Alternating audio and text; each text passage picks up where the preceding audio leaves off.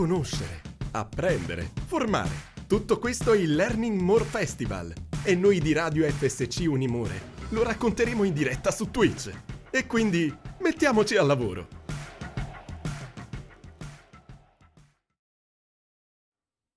And we're back. Good afternoon, everyone. I'm Pietro from Radio FSC Unimore here in Spazio F Modena for the Learning More Festival. And today I will be interviewing Professor Yi Tenen from Columbia University. Professor, we are really glad to have you here. And I wanted to ask you, is this your first time here in Modena? Have you been looking around at the festival? No, first time here, and I just arrived, so haven't had time, And I mean, I've spent some time in Italy before, but it looks like a beautiful place, and I'm looking forward to sort of just spending time with you all. Fantastic. Well, I've read a little bit about your work, and you're going to be giving a lecture soon.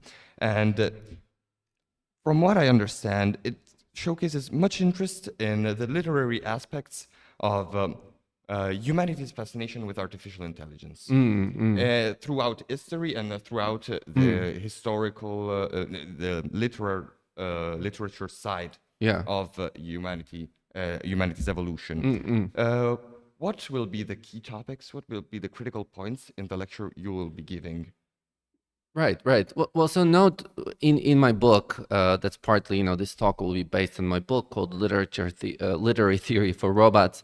And note that in my book, and probably in my talk, I won't be using the word artificial intelligence too much, because part of the argument I'm trying to make is to say that from the beginning of writing, from the beginning of composition, the way we read, write, and understand not just literature with the capital L, like great literature, but just any ordinary, the way we write letters, the way we communicate with each other, that kind of writing is based on templates, and it's based on rules, and it's based on algorithms, and there's an ancient tradition, as old as writing itself, that is part of that notion of what it means to think artificially. But it's not kind of, my argument is to say that it's not just a modern computerized digital kind of phenomenon, but also one that is historical and it's been with us for a long time.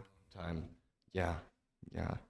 And when I was thinking about the questions, one literary image came immediately to me, and it's the 3 laws of robotics. Isaac Asimov, yes, I love him. Obviously. Do you think that this literary conjecture of his influenced the way people actually started working on artificial intelligence, started thinking about robots and androids, and or do you think that the world of science and the world of literature have been drifting apart in these later years? Are they still connected in some ways, or have they lost it? Yeah, so it's somewhat distinct, the images of artificial intelligence in fiction, in science fiction in particular. I think that's almost like a separate issue, and also I mean, I'm such a fan of Asimov, also another author I grew up on, but the history I'm outlining in my book is actually slightly earlier than science fiction itself. So, for example, in the early 20th century, there were pulp fiction writers who were writing westerns and young adult fiction and detective novels, pornographic novels, all sorts of kind of quick fiction. And to write that sort of fiction, they used templates and they used certain rule-based systems that were sold widely on the American market, especially. And then once computers arrive in American universities, in research university, once computers become a part of linguistics, this is later in the 1950s and 60s, they look towards these compositional systems and implement them with computers. And that the story I'm going to tell a little bit tomorrow is how that first generation of artificial intelligence researchers are looking at the way fiction writers or systems of fiction, the way a good story needs to have a beginning, middle, and end, the way it needs to have certain villains, the way maybe like a journey always results in a return. So that's the moment I'm trying to fix. And it's slightly a different story from the one you're alluding to with Asimov. Yes, it's very interesting. Yeah. And I wanted to ask you regarding creativity, because obviously what you're studying, even if we're talking about something that is not hard to read, maybe erotica novels or westerns, Yes. we're still talking about human creativity. We're still talking about people writing for human readers. Do you think that, I'm not talking about complete substitution, but what will it be the future of writing when there are already so many people using AI to maybe better or in some cases worsen their writing, and will it have an important toll on human creativity? Yeah.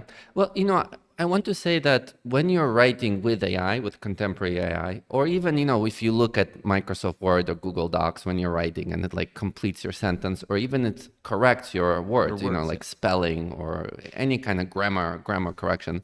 So, and this is the reason why I don't use the word AI. I think of those tools as collective intelligence rather than artificial intelligence. And collective intelligence means that there is a team of people there with you that are helping you write. And that team of people includes, so if you think about something simple like spelling correction, right?